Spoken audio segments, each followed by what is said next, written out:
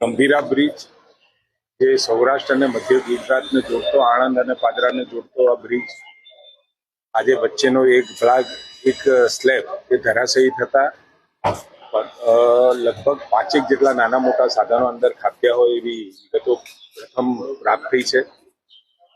3 જણના મૃત્યુ થયા છે, 5 જણને આપણે રેસ્ક્યુ કર્યા છે અને 5-6 જણા જે સારવાર કરી અને એમને રજા પણ આપી છે અને 5-6 સારવાર હેઠળ છે.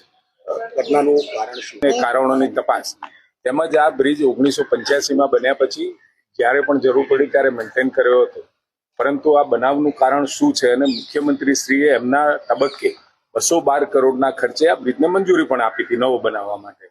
એની કામ પ્રગતિમાં હતી, ટેન્ડર એસ્ટિમેટ ડિઝાઇન હેઠળ હતા અને એ થતાં જ નવો આપણે ટેન્ડર કરવાના છે. મુખ્યમંત્રીશ્રીએ તો તમામે તમામ જે પણ કોઈ ટેકનિકલી ખામીવાળા અથવા તો જૂના બ્રિજો હોય તો એને રિયાલિટી ચેક કરવા માટે પણ કહ્યું છે અને એ કર્યા પછી આ બ્રિજને નવો બ્રિજ બનાવવા માટેની એમને સંમતિ આપી.